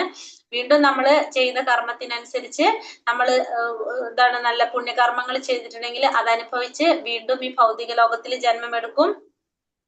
വീണ്ടും നമ്മൾ കർമ്മങ്ങൾ ചെയ്തുകൊണ്ടിരിക്കും, നിഷ്കാമ കർമ്മങ്ങൾ കാമ്യകർമ്മങ്ങൾ ചെയ്തുകൊണ്ടിരിക്കും, അതിന്റെ ഫലം നമ്മൾ അനുഭവിക്കും. അതിങ്ങനെ നടന്നുകൊണ്ടിരിക്കുകയാണ്. അതാണ്, ഇതിനെയാണ് നമ്മൾ ഭവരോഗം എന്ന് പറയുന്നത്. അപ്പൊ ഭവരോഗം നിലനിൽക്കുന്നിടത്തോളം കാലം എന്ത് സംഭവിച്ചുകൊണ്ടിരിക്കും? നമുക്ക് ഈ ദേഹാന്തര പ്രാപ്തി സംഭവിച്ചുകൊണ്ടിരിക്കും. ദേഹാന്തര പ്രാപ്തി, ഒരു ദേഹത്തിൽ നിന്ന് മറ്റൊരു ദേഹത്തിലേക്കുള്ള ഈ ഒരു മാറ്റം നടന്നുകൊണ്ടേയിരിക്കുകയാണ് ചെയ്യുന്നത്. മനുഷ്യന്റെയോ മൃഗത്തിന്റെയോ ഏത് രൂപമായാലും ബ്രഹ്മാവിന്റെ രാത്രിയിലും ബ്രഹ്മാവിന്റെ ജീവിത അന്ത്യത്തിലുമുള്ള 2 പ്രളയകാലത്തും ആ ജീവന് പ്രകടമല്ലാത്ത ഭാവത്തിൽ പ്രവർത്തിക്കേണ്ടി വരുന്നു. അപ്പോ ഏത് രൂപം എടുത്താലും, മനുഷ്യന്റെ അല്ലെങ്കിൽ മൃഗത്തിന്റെ ഏത് രൂപത്തിലെടുത്താലും ബ്രഹ്മാവിന്റെ രാത്രിയിൽ പ്രളയം സംഭവിക്കുന്നു പറഞ്ഞ ചെറിയ പ്രളയം സംഭവിക്കും. പിന്നെ ബ്രഹ്മാവിന്റെ ജീവിത അന്ത്യത്തിലും പ്രളയം സംഭവിക്കും. അപ്പൊ ഈ 2 പ്രളയകാലത്തും എന്താണ്? ആ ജീവന് പ്രകടമല്ലാത്ത ഭാവത്തിൽ പ്രവർത്തിക്കേണ്ടതായിട്ട് വരും. അപ്പൊ നമ്മൾ ഏത് രൂപം എടുത്താലും, ഭൗതിക ലോകത്തില് ഏത് രൂപമായാലും, മനുഷ്യന്റെ ആയാലും മൃഗത്തിന്റെ ആയാലും ഏത് രൂപത്തിലെടുത്താലും ബ്രഹ്മാവിന്റെ രാത്രിയിലും ജീവിതാന്ത്യത്തിലും 2 തരത്തില് പ്രളയം സംഭവിക്കുന്നു. ആ പ്രളയ സമയത്തൊക്കെ എന്താ സംഭവിക്കുന്നത്? ജീവന് പ്രകടമല്ലാത്ത ഭാവത്തില് പ്രവർത്തിക്കേണ്ടതായിട്ട് വരാണ് ചെയ്യുന്നത്. നമ്മുടെ സംസാര ചക്രത്തിന് വിരാമം ഇടണമെങ്കിൽ നാം ആത്മീയ ഗ്രഹങ്ങളിലേക്ക് പ്രവേശിക്കേണ്ടത്. അപ്പൊ ഈ പ്രളയം നടക്കുന്നത് എവിടെയാണ്? ഈ ഭൗതിക ലോകത്തിലാണ്. അപ്പൊ അതിന് നമുക്ക് ഈ ഇതിൽ നിന്ന് രക്ഷപ്പെടണമെങ്കിൽ നമ്മൾ എന്ത് ചെയ്യണം? നമ്മൾ ഈ ആത്മീയ ഗ്രഹത്തിലേക്ക്, ഭൗതികതയിൽ നിന്ന് ആത്മീയ ലോകത്തിലേക്ക് നമ്മൾ കടക്കേണ്ടതാണ്. നമ്മൾ പറഞ്ഞില്ലേ, ഏകപാത് വിഭൂതിയും ത്രിപാത് വിഭൂതി എന്ന് പറഞ്ഞു. അപ്പൊ നമ്മൾ ഇവിടെ നിന്ന് ഈ ഭൗതിക ലോകത്തിലാണ് നമുക്ക് എന്ത് സംഭവിക്കുന്നത്? ഈ പ്രളയത്തിനൊക്കെ നമ്മൾ ഫേസ് ചെയ്യേണ്ടി വരുന്നത്. അപ്പൊ നമുക്ക് എങ്ങോട്ട് കടക്കണം? നമ്മൾ ആധ്യാത്മിക ലോകത്തിലേക്ക് കടന്നു കഴിഞ്ഞാൽ നമുക്ക് ഇതിൽ നിന്ന് രക്ഷ നേടാനായിട്ട് സാധിക്കും. ജീവാത്മാക്കൾ ഭൗതിക പ്രകൃതിക്ക് മേൽ ആധിപത്യം സ്ഥാപിക്കാൻ ശ്രമിക്കുന്നതിനാൽ അതിന്റെ കർക്കശ നിയമങ്ങൾക്ക് അധീനരായി അവർക്ക് ഭൗതിക ക്ലേശങ്ങൾ അനുഭവിക്കേണ്ടതായിട്ട് വരുന്നു. അപ്പോ ഈ ജീവാത്മാക്കള് ഭൗതിക പ്രകൃതിക്ക് മേൽ ആധിപത്യം സ്ഥാപിക്കുന്നത് കൊണ്ട് തന്നെ എന്ത് ചെയ്യേണ്ടി വരാണ്? ഈ കർക്കശമായിട്ടുള്ള നിയമങ്ങൾക്ക് അധീനരായിട്ട് ഭൗതിക ക്ലേശങ്ങളൊക്കെ നമുക്ക് ഈ ഭൗതിക ലോകത്തിൽ നമുക്ക് എന്ത് അനുഭവിക്കേണ്ടി വരും? ഭൗതിക ക്ലേശങ്ങള് അനുഭവിക്കേണ്ടതായിട്ട് വരും. കാരണം നമ്മൾ ഈ ഭൗതിക പ്രകൃതിക്ക് മേലെ ആധിപത്യം സ്ഥാപിക്കാൻ ശ്രമിക്കുകയാണ്. അതുകൊണ്ട് ഭൗതിക ക്ലേശങ്ങൾ നമുക്ക് അനുഭവിക്കേണ്ടതായിട്ട് വരാണ് ചെയ്യുന്നത്. മതധർമ്മം പുനഃസ്ഥാപിക്കുന്നതിന് വേണ്ടിയാണ് ഭഗവാൻ ഈ ലോകത്തെത്തുന്നത്. അതിന്റെ അടിസ്ഥാന തത്വം അദ്ദേഹത്തിൽ ശരണാഗതി മനോഭാവം വളർത്തുക എന്നാണ്. അപ്പൊ ഭഗവാൻ ഓരോ അവതാരങ്ങൾ എടുക്കുന്നുണ്ട്. അപ്പൊ അവതാരത്തിന്റെ ഉദ്ദേശം എന്താണ്? മതധർമ്മം ആണ് ഉദ്ദേശം. മതധർമ്മം പുനഃസ്ഥാപിക്കുക എന്നുള്ളതാണ്, ധർമ്മത്തെ പുനഃസ്ഥാപിക്കുക എന്നുള്ളതാണ് ഭഗവാന്റെ അവതാര ഉദ്ദേശം. അപ്പോ നമ്മൾ എന്ത് ചെയ്യണം? ഭഗവാന് ശരണാഗതി പ്രാപിക്കുക എന്നുള്ളൊരു മനോഭാവം നമ്മൾ വളർത്തേണ്ടതാണ്. കാരണം എല്ലാം നമ്മൾ എന്ത് ചെയ്യണം? ഭഗവാന് സമർപ്പിക്കുക. അങ്ങനെയാണ് നമ്മൾ ചെയ്യേണ്ടത്. അങ്ങനെ ഭഗവാന് ഫുള്ള് സറണ്ടർ ആയി കഴിഞ്ഞാൽ നമുക്ക് എന്ത് സാധിക്കും? നമുക്ക് ഈ പ്രളയത്തിൽ നിന്ന് രക്ഷപ്പെടാനായിട്ട് സാധിക്കും. അതായത് ഈ ഭൗതിക ലോകത്ത് നിന്ന് ആധ്യാത്മിക ലോകത്തിലേക്ക് പോകാനായിട്ട് സാധിക്കും. അതിന് നമ്മൾ ശരണാഗതി പ്രാപിക്കേണ്ടതായ ഒരു മനോഭാവം വളർത്തേണ്ടത് അത്യാവശ്യമാണ്. 18:66 ഭഗവാൻ പറയുന്നത് അല്ലെ, സർവധർമാൻ പരിത്യജ മാമേകം ശരണം വ്രജ എന്ന് പറയുന്നത്. സർവധർമ്മങ്ങളെയും ത്യജിച്ച് എന്നിൽ ശരണം തേട. നിർഭാഗ്യവശാൽ പരമപ്രധാനമായി ശിക്ഷണത്തെ ദുർവ്യാഖ്യാനം ചെയ്ത് ജനങ്ങളെ പല വിധത്തിൽ വഴിതെറ്റിപ്പിച്ചിരിക്കുന്നു. പക്ഷെ ഇത് ദുർവ്യാഖ്യാനം ചെയ്യപ്പെടാണ് ചെയ്യുന്നത് പല തരത്തിലും. അതുകൊണ്ട് ജനങ്ങളെ വഴിതെറ്റിക്കുകയാണ് ചെയ്യുന്നത്. ഇവിടെ എന്താ പറയുക? സർവധർമാൻ, എല്ലാ ധർമ്മങ്ങളും ത്യജിച്ച് ഭഗവാനെ ശരണം പ്രാപിക്കാനാണ് പറഞ്ഞിരിക്കുന്നത്. പക്ഷെ അത് ദുർവ്യാഖ്യാനം ചെയ്യപ്പെട്ടു എന്നാ പറയുന്നത്. അപ്പൊ അങ്ങനെ ജനങ്ങൾ എന്താണ്? വഴിതെറ്റിപ്പോകാണ്, തെറ്റിദ്ധരിപ്പിക്കപ്പെടാണ് ചെയ്യുന്നത്.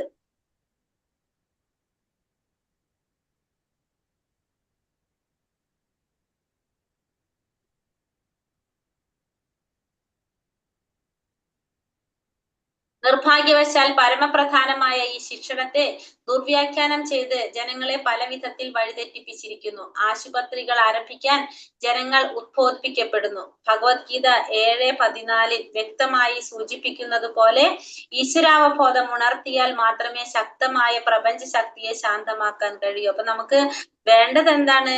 ഈശ്വരാവബോധം ഉണർത്താന്നുള്ളതാണ് എല്ലാവരിലും. എങ്കിൽ മാത്രമേ നമുക്ക് ഈ പ്രപഞ്ച ശക്തിയെ ശക്തമായിട്ടുള്ള ഈ പ്രപഞ്ച ശക്തിയെ ശാന്തമാക്കാനായിട്ട് സാധിക്കുന്നുള്ളൂ. അതായത് ഇവിടെ പറയുന്നത്, നമ്മൾ പറഞ്ഞു സർവധർമാൻ പരിത്യജ മാമേകം ശരണം വ്രജ, സർവധർമ്മങ്ങളെയും ത്യജിച്ച് ഭഗവാനിൽ ശരണം തേടുക. പക്ഷെ നിർഭാഗ്യം കൊണ്ട് എന്താ സംഭവിക്കുന്നത്? പരമപ്രദമായ ഈ ശിക്ഷണത്തെ ദുർവ്യാഖ്യാനം ചെയ്ത് ജനങ്ങളെ വഴിതെറ്റിപ്പിക്കുകയാണ് ചെയ്യുന്നത്. ആശുപത്രികൾ ആരംഭിക്കാൻ ജനങ്ങൾ ഉദ്ബോധിപ്പിക്കപ്പെടുന്നു. എന്നാൽ ഭക്തിയുടെ സേവനത്തിലൂടെ ആധ്യാത്മിക ലോകത്തിൽ എത്തിച്ചേരാനുള്ള വിദ്യ അവർക്ക് നൽകപ്പെടുന്നില്ല. അപ്പൊ ഭക്തിയുടെ സേവനത്തിലൂടെ നമുക്ക് എന്ത് ചെയ്യാൻ സാധിക്കുന്നു മനസ്സിലാക്കുന്നില്ല.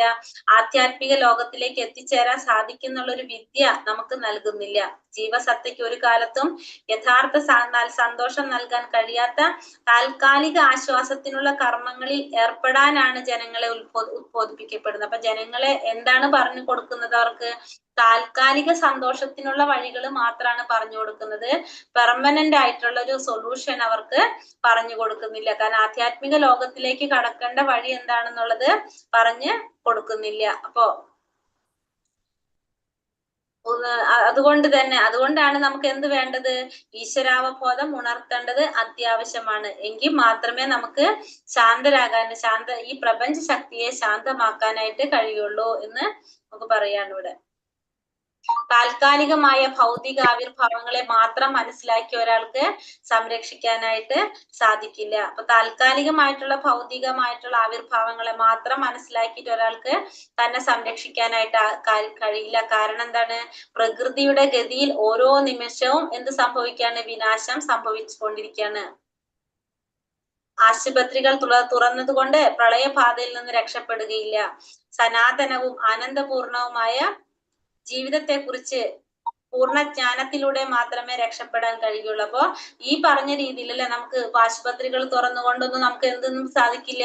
ഈ പ്രളയത്തിൽ നിന്നൊന്നും രക്ഷപ്പെടാൻ നമുക്ക് സാധിക്കില്ല. ഇതൊക്കെ പ്രകൃതി നിയമങ്ങളാണ്, ഇതൊക്കെ നടന്നുകൊണ്ടിരിക്കുന്ന കാര്യങ്ങളാണ്. അതിൽ നിന്ന് നമുക്ക് രക്ഷപ്പെടണമെങ്കിൽ എന്ത് വേണം? ഭഗവാനെ കുറിച്ചുള്ള ഒരു ജ്ഞാനം നേടി നമുക്ക് ഈ ഭൗതിക ലോകത്തിൽ നിന്നും ആധ്യാത്മിക ലോകത്തിലേക്ക് കടക്കാൻ സാധിക്കണം. എങ്കിൽ മാത്രമേ നമുക്ക് ഇതിനൊക്കെ ഒരു സൊല്യൂഷൻ ഉണ്ടാക്കാനായിട്ട് സാധിക്കുള്ളൂ. അല്ലാതെ സാധിക്കില്ല. അപ്പൊ നമ്മൾ എന്താ ചെയ്യേണ്ടത്? ഈ ജനന മരണത്തിൽ നിന്ന് രക്ഷപ്പെടണമെങ്കിൽ ഭക്തിയുടെ സേവനത്തിലൂടെ മാത്രമേ നമുക്കത് സാധിക്കുള്ളൂ. അതായത് ഭൗതിക ലോകത്ത് നിന്ന് മാറ്റം സംഭവിച്ചാൽ മാത്രമേ നമുക്ക് ആധ്യാത്മിക ലോകത്തിലേക്ക് കടന്നാൽ മാത്രമേ നമുക്കത് സാധിക്കുള്ളൂ. അല്ലാതെ നമുക്കത് സാധിക്കില്ല എന്നുള്ളതാണ് ഇവിടെ പറയുന്നത്. ഭഗവത് സേവനം ചെയ്ത് നമുക്ക് എന്ത് ചെയ്യണം? ഈ ജനന മരണ ചക്രത്തിൽ നിന്ന് രക്ഷപ്പെടാനായിട്ട്, ഈ ഭൗതിക ലോകത്തിൽ നിന്ന് രക്ഷപ്പെടണം. അതാണ് പറയുന്നത് ഇവിടെ. ഇത് അത്യാവശ്യമായിട്ടുള്ള ഒരു കാര്യമാണ്. ഇത് പൊരുത്തപ്പെടലിന്റെ സ്ഥാനമില്ല എന്ന് പറയുന്നത്. ഹരേ കൃഷ്ണ. നമുക്ക് ക്വസ്റ്റ്യൻ ആൻസർ നോക്കാം.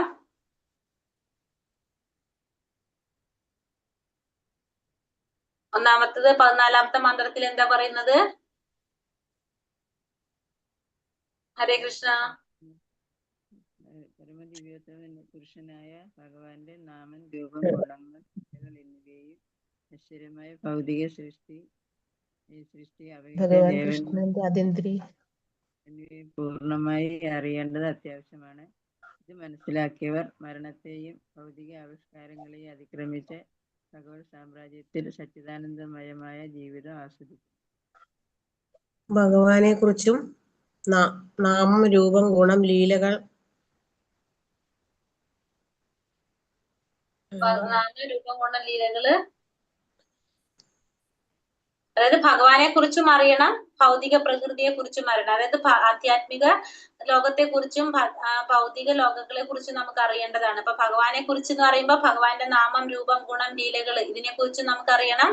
അതുപോലെ തന്നെ ഭൗതിക പ്രപഞ്ചത്തെ കുറിച്ച് എന്ന് പറയുമ്പോൾ എന്താണ്? എല്ലാ ജീവാത്മാക്കളും, അതില് ദേവന്മാരും മനുഷ്യരും മൃഗങ്ങളെല്ലാം പെടും. അതിനെ കുറിച്ചും പൂർണ്ണമായിട്ടും അറിയണം. അത് മനസ്സിലാക്കി കഴിഞ്ഞാൽ നമുക്ക് എന്താണ്? മരണത്തെ മറികടക്കാന്ന് വെച്ചാല് ഭൗതിക ലോകത്തിൽ നിന്ന് നമുക്ക് കടക്കാൻ സാധിക്കും. പിന്നെ അനിത്യമായിട്ടുള്ള നിത്യമല്ലാത്ത ഭൗതിക ആവിഷ്കാരങ്ങളെയൊക്കെ അതിക്രമിച്ച് ഭഗവത് സാമ്രാജ്യത്തില് നിത്യമായിട്ടുള്ള ഭഗവത് സാമ്രാജ്യത്തില് സച്ചിദാനന്ദമയമായിട്ടുള്ള ജീവിതം ആസ്വദിക്കാനായിട്ട് സാധിക്കും. അതാണ് 14ാമത്തെ മന്ത്രത്തില് പറയുന്നത്. എന്തുകൊണ്ടാണ് ഭൗതിക പ്രപഞ്ചത്തെ മർത്യലോകം അഥവാ മരണത്തിന്റെ ലോകം എന്ന് പറയുന്നത്? ഇന്നോ അല്ലെങ്കിൽ നാളെയോ മരണമുണ്ട്. ബ്രഹ്മാവിന് പോലും ഭൗതിക പ്രപഞ്ചത്തിൽ ഇന്നോ അല്ലെങ്കിൽ നാളെയോ മരണമുണ്ട് എന്നുള്ള ഉറപ്പാണല്ലോ എന്ന് നമുക്കറിയാം. അതായത് ഇതിൽ പറയുന്ന സെന്റൻസ് എന്താണ് പറയുന്നത്? സെന്റൻസ് ആക്കി ഒന്ന് പറയൂ മാതാജി. എന്ത് സെന്റൻസ് ആക്കി ഒന്ന് പറഞ്ഞു തരണം. അല്ല, അതെന്തുകൊണ്ടാണ്? അതിനാണ് നമ്മൾ സ്ലൈഡിൽ കാണുമ്പോ നമുക്ക് അറിയില്ല. അത് ദശലക്ഷക്കണക്കിന് ഉള്ള ബ്രഹ്മാക്കൾക്ക് പോലും ഇന്നോ നാളെയോ മരണം ബാധകമാണ് അല്ലെ? അതുകൊണ്ട് കാരണം എല്ലാവർക്കും എന്തുണ്ട്? ജനന മരണങ്ങളുണ്ട്. അപ്പൊ ബ്രഹ്മാവിന് പോലും ഇത്ര വർഷം കഴിയുമ്പോൾ അല്ലെ, ബ്രഹ്മാവിന്റെ ആയുസ് നമുക്കറിയാം എത്രയാണ്? 100 വർഷം. അതായത് 3:11 എത്രയാണ് പറഞ്ഞത്? ബ്രഹ്മാവിന്റെ ആയുസ് പറയുന്നുണ്ടല്ലോ, ഒരു ഫിഗർ പറയുന്നില്ല, എത്ര കോടി വർഷം പറഞ്ഞിട്ട് ബ്രഹ്മവർഷം പറയുന്നുണ്ടല്ലോ. അത്രയും വർഷം കഴിഞ്ഞ് കഴിഞ്ഞാൽ ബ്രഹ്മാവിനും എന്ത് സംഭവിക്കുന്നുണ്ട്? മരണം സംഭവിക്കുന്നുണ്ട്. അപ്പൊ മരണമില്ലാത്ത ആരുമില്ല ഈ ഭൗതിക ലോകത്ത്. അതുകൊണ്ട് തന്നെ ഈ ഭൗതിക പ്രപഞ്ചത്തിന് മരണത്തിന്റെ ലോകം അല്ലെങ്കിൽ മർത്യലോകം എന്ന് പറയാം. കാരണം ഈ ഭൗതിക ലോകത്തിൽ ജന്മമെടുത്ത എല്ലാ ജീവാത്മാക്കൾക്കും എന്തുണ്ട്? മരണമുണ്ട്. ഉറുമ്പ് മുതല് ബ്രഹ്മാവ് വരെ എല്ലാവർക്കും ഒരു പ്രത്യേക കാലയളവുണ്ട്. ആ കാലയളവ് കഴിഞ്ഞാൽ ഈ ഭൗതിക പ്രപഞ്ചത്തിൽ നിന്ന് പോയേ പറ്റൂ. അതുകൊണ്ട് നമുക്ക് എന്ത് പറയാം? ഭൗതിക പ്രപഞ്ചത്തെ മർത്യലോകം അല്ലെങ്കിൽ മരണലോകം എന്ന് പറയാം. അടുത്തത് വിഷ്ണു പുരാണം 6:7-61 പ്രസ്താവിക്കുന്നത് എന്താണ് പറയുന്നത്? വിഷ്ണു ശക്തി പരാപ്രോക്ത ക്ഷത്രജ്ഞാഖ്യ തഥാപര അവിദ്യാ കർമ്മ സംജ്ഞ തൃതീയ ശക്തി ഋഷ്യതേ. എന്താ പറയുന്നത് ഇവിടെ? വിഷ്ണു പുരാണത്തില് ഭഗവാന് ഉത്കൃഷ്ട ശക്തിയുണ്ട്, അധമശക്തിയുണ്ട്, ഭിന്നമായ ശക്തികൾ ഉണ്ടെന്ന് പറയാണ്. അവ ഈ ഭൗതിക പ്രകൃതി എന്ത് ചെയ്യാണ്? എന്നിട്ട് ജീവാത്മാവിനെ ചെയ്ത കാമ്യകർമ്മങ്ങൾ ചെയ്യാനായി പ്രവർത്തിച്ചുകൊണ്ടിരിക്കുകയാണ് ചെയ്യുന്നത് അല്ലെ? കാമ്യകർമ്മങ്ങൾ ചെയ്യുമ്പോ എന്താ സംഭവിക്കുന്നത്? കാമ്യകർമ്മങ്ങൾ ചെയ്യുമ്പോ അതിന്റെ ഫലം എന്തായിരിക്കും? തിരിച്ചും ഭൗതികതയിലേക്ക് തന്നെ ജന്മം എടുക്കേണ്ടതായിട്ട് വരാണ് ചെയ്യുന്നത്. കാരണം അതിന്റെ ഫലം നമ്മൾ അനുഭവിക്കാൻ വേണ്ടിയിട്ട് വരും. ഭഗവാന്റെ അധമശക്തിയും ഉയർന്ന ശക്തിയും ഏതാണ്? അധമശക്തി പ്രകൃതി, ഭൗതിക പ്രകൃതി. ഉയർന്ന ശക്തി അതായത് ഉത്കൃഷ്ട ശക്തി പരാപ്രകൃതി, ജീവാത്മാക്കള്. ബ്രഹ്മാവിന്റെ ഒരു പകലിന് നമ്മൾ എന്താ പറയുന്നത്? അത് ഇതിൽ പറഞ്ഞിട്ടില്ല, പക്ഷെ ഭഗവത്ഗീതയിൽ പറഞ്ഞിട്ടുണ്ട്. എന്ത്? 1000 ചതുർയുഗം. പകലിനെ പറയുന്നൊരു പേരില്ലേ? പകലിന് കൽപ്പം. ബ്രഹ്മാവിന്റെ ഒരു പകലിന് കൽപ്പം എന്നാണ്. ചതുർയുഗങ്ങളുടെ കാലയളവ് എത്രയാണ്? 12,000 വർഷങ്ങൾ. 12,000 വർഷം. 12,000 വർഷം എന്ന് പറയുന്നത് നമ്മളുടെ അല്ല പറയുന്നത്, അത് ദേവവർഷമാണ്. അവിടുത്തെ ദേവവർഷമാണ്. നമ്മളത് പറയുമ്പോ എത്രയാ വരുന്നത്? ചതുർയുഗങ്ങളുടെ കാലയളവ് പറയുമ്പോ 4,32,000 അതുണ്ടല്ലോ, അത് മുഴുവനും കൂട്ടുമ്പോ കിട്ടുന്നത് എനിക്ക് തോന്നുന്നു 48 ആണെന്ന് ഡൗട്ട് ഉണ്ട്. അതാണ് ചതുർയുഗം. നമ്മളുടെ ഈ ചതുർയുഗത്തിന്റെ കാലയളവ് പറഞ്ഞത് 4,32,000 പ്ലസ് 4 ഉണ്ടല്ലോ, ഓരോ യുഗത്തിന്റെ ദൈർഘ്യം അറിയാലോ, അത് മുഴുവനും കൂട്ടുമ്പോ കിട്ടുന്നത്. അതാണ് ചതുർയുഗത്തിന്റെ കാലയളവ് പറയുന്നത്. അത് നമ്മളതില് പക്ഷെ ദേവവർഷത്തിലാണ് 12,000 പറയുന്നത് കേട്ടോ. 4,00,000 ഏതാണ്? കാലയളവുകളാണ് 4,00,000 പറയുന്നത്. അത് നമുക്ക് അറിയുന്നതല്ലേ, നമ്മൾ പറഞ്ഞിട്ടുള്ളതല്ലേ ഓരോ യുഗത്തിന്റെയും. കലിയുഗവും പിന്നെന്താണ് ത്രേതായുഗവും ദ്വാപരയുഗവും സത്യയുഗത്തിന്റെ കാലയളവ് 4,32,000 കലിയുഗം. അടുത്തത് എത്രയാണ്? *2 *3 *4 അങ്ങനെയാണ് ഓരോന്നിന്റെ വരുന്നത് കറക്റ്റ് ആയിട്ട്. അപ്പൊ അത് മുഴുവനും കൂട്ടുമ്പോ കിട്ടുന്നതാണ് എന്താണ് ഒരു ചതുർയുഗം എന്ന് പറയുന്നത്. ഒരു ചതുർയുഗം എന്ന് പറഞ്ഞാൽ 4 യുഗങ്ങളും കൂടിയിട്ടുള്ളത്. ബ്രഹ്മാവിന്റെ ആയുസ് എത്രയാണ്? 100 വർഷം. ബ്രഹ്മാവിന്റെ ആയുസ് 100 വർഷം. ഭഗവത്ഗീതയിലുള്ളത് അതൊക്കെ നമ്മള്. ബ്രഹ്മാവിന്റെ രാത്രി സമയത്ത് എന്താ സംഭവിക്കുന്നത്? പ്രളയം. പ്രളയം. പ്രളയം.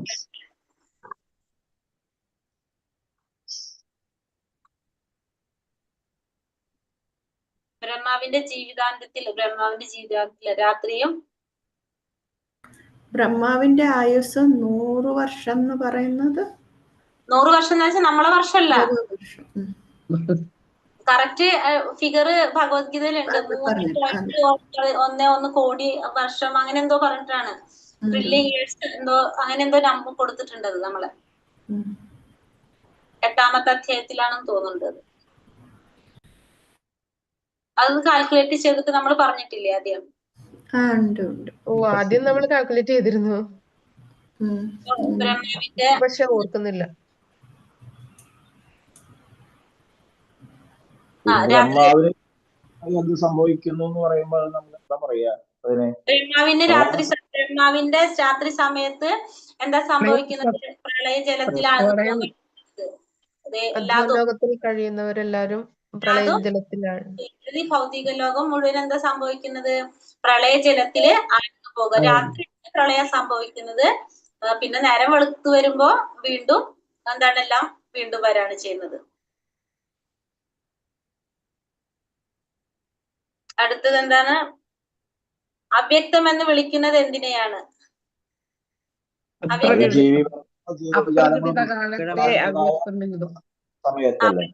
അതെ, പ്രകടമാകാത്തൊരു സമയല്ലേ എല്ലാത്തും. അതായത് 2 തരത്തിൽ നമ്മൾ പ്രളയം പറഞ്ഞു. ഒന്ന് സാധാ പ്രളയവും വരുന്നുണ്ട്, ഒന്ന് മഹാപ്രളയവും വരുന്നുണ്ടെന്ന് പറഞ്ഞു. അതില് നമുക്ക് പ്രകടമാകാത്തൊരു ഒരു പീരീഡ് പറയുന്നുണ്ടല്ലോ, ആ കാലത്തെയാണ് നമ്മൾ എന്ത് പറയണത്? അവ്യക്തം എന്ന് പറയുന്നത്. ആധ്യാത്മികമായിട്ട് നിലനിൽപ്പ് തുടരുന്നെങ്കിൽ നമുക്ക് എന്താണത്? നമുക്ക് കാണാൻ സാധിക്കുന്നില്ല. ആ കാലയളവില് ഒരു ജീവിവർഗത്തെ നമുക്ക്, ജീവജാലങ്ങളെ നമുക്ക് കാണാൻ സാധിക്കുന്നില്ല. പക്ഷെ ആധ്യാത്മികമായിട്ട് എന്താണ്? അത് നിലനിൽക്കുന്നുണ്ട്, പക്ഷെ നമുക്ക് കാണാൻ സാധിക്കുന്നില്ല. അപ്പൊ അതിനെ നമുക്ക് അപ്രകടിത കാലത്ത് അവ്യക്തം എന്ന് പറയാനായിട്ട് സാധിക്കും. പിന്നെ ഏകപാത് വിഭൂതി, ത്രിപാത് വിഭൂതി എന്ന് പറഞ്ഞാല് ശ്രീപാത്ത് അല്ല, ത്രിപാത് വിഭൂതി. എന്താണത്? ഏകപാത്തും ത്രിപാത് വിഭൂതിയും. ഭഗവത് വിഭൂതിയുടെ 1/4 ഭാഗം മാത്രമാണ് ഏകപാത് വിഭൂതി. എന്ന് വെച്ചാൽ ഒന്നും കൂടി നമുക്ക് മനസ്സിലാകാൻ വേണ്ടിട്ട് ഇപ്പൊ നമ്മൾ പറഞ്ഞത് 4 ആക്കിയിട്ടുണ്ടെങ്കിൽ 3 ഭാഗങ്ങള് എന്താണ്? ആധ്യാത്മികമായിരിക്കും, 1 ഭാഗമാണ് ഭൗതിക ലോകം നിൽക്കുന്നത്. അപ്പൊ ഭൗതിക പ്രപഞ്ചം നിൽക്കുന്നത് 1 ഭാഗം, അതാണ് ഏകപാത് വിഭൂതി. ഭൗതിക മറ്റേ ആധ്യാത്മിക ലോകങ്ങള് 3 ഭാഗം ആധ്യാത്മിക ഭാഗമാണ്, ആധ്യാത്മിക ലോകങ്ങളാണ്. അപ്പൊ അതിനെ നമുക്ക് ത്രിപാത് വിഭൂതി എന്ന് പറയാം. അപ്പൊ അത് ആരുടെ അധികാര പരിധിയിലാണ് വരുന്നത്? ഭഗവാന്റെ അധികാര പരിധിയിലാണ്. ഏകപാത് വരുന്നത് ബ്രഹ്മദേവന്. ഈ ഭഗവത്ഗീത 8:22 ഭഗവാനെ എങ്ങനെ സമീപിക്കാം എന്നാണ് പറയുന്നത്? ഭഗവത്ഗീതയിൽ പറയുന്നതാണത്. 8ാമത്തെ 22ാമത്തെ ശ്ലോകം. സേവനത്തിലൂടെ